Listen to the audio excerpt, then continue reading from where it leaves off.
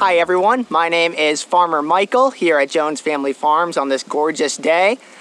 Situated here at the old Barn Cellar, the site of one of our original farm buildings. Now, although the building is no longer here, you can see I'm surrounded by gorgeous fields of Christmas trees in every direction. Just a perfect spot to do a nice story about Christmas trees. So I'm going to be reading The Little Fir Tree by Margaret Wise Brown with illustrations by Jim LaMarche.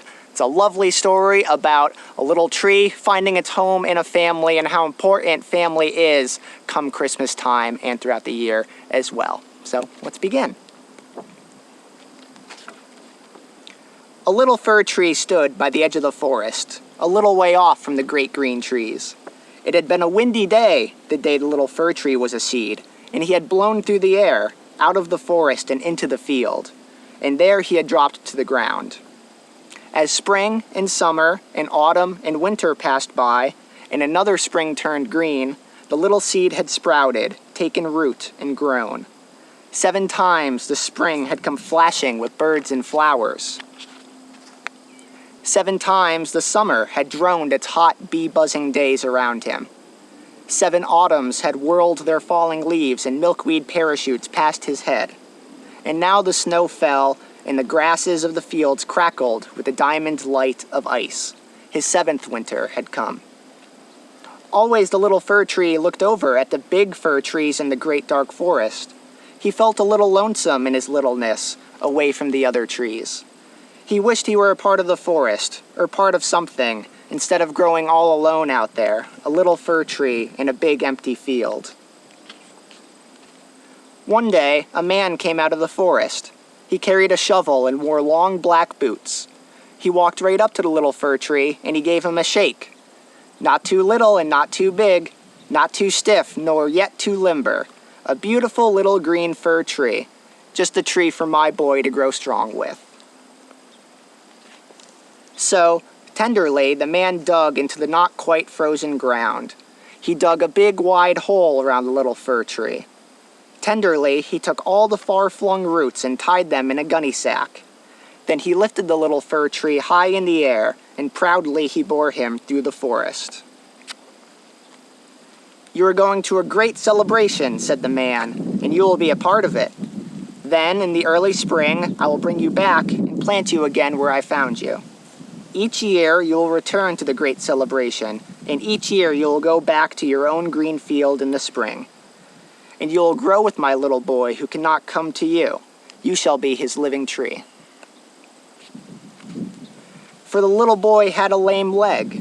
He had never been in the forest. He had never left his bed. But he listened to the trees at night, and he watched the trees beyond his windows, the great green trees he saw in the distance, and he wished for a tree that would come to him. Now one was coming, borne on his father's shoulders through the forest. The little fir tree was coming, with a swish of branches and a prickly green smell. It was planted in a great wooden tub at the foot of the boy's bed. "You have come to me from the wild green forest," said the little boy, "and you are a part of my very own world. You have come to the great celebration of Christmas." The next night, candles were lit in the windows, and outside the snow fell softly and covered the trees with white. But inside the house, the little fir tree was green and pungent and warm.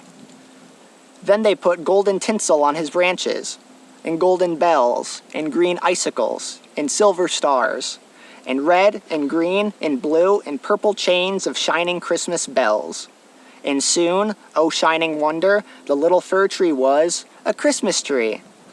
Children came that night to sing Christmas carols. They sang new words to an old carol that the boy had made up in the joy of the day. "O Christmas tree, your greenest branches live for me." After winter, spring came in, flashing with birds and flowers, and the little fir tree was returned to the woods. Summer droned its bee-buzzing days around him, and autumn came and whirled milkweed parachutes past his head. But when snow fell still and white over the fields, heavy and silent on the forest, the time had come for the little fir tree to be carried once more into the bright lights of the celebration. And it happened. the man in the long boots came and carried him back to the little boy. Both the boy and the tree were a little bigger, and the lights seemed even brighter, and again the children came. Again they sang Christmas carols and the song they had sung before. Again they sang the new words to the old, old tune, and they sang them to the living tree.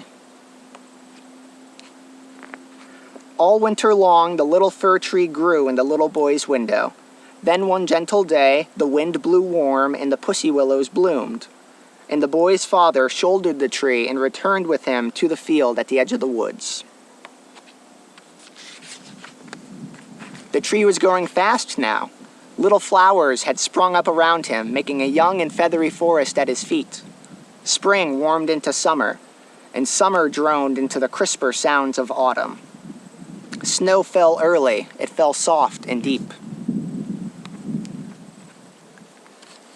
The little fir tree dreamed away and waited for the time the man in black boots would come to get him. But the man did not come. More snow fell, and then it stopped snowing and the air was vast and still and very quiet. But the man did not come. The sun shone down and the stars shone down, but no one came. There he was, a little fir tree in a big, empty field. The big trees in the great dark forest were far away. The stars were far away. And without Christmas, the world seemed big and cold and empty. Then, in the white and snowy darkness, he heard singing. Far off, he heard the Christmas carols across the frozen fields. The music grew louder, and joy of joys, it came nearer.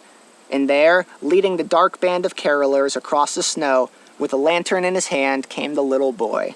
He was walking out to his tree near the forest.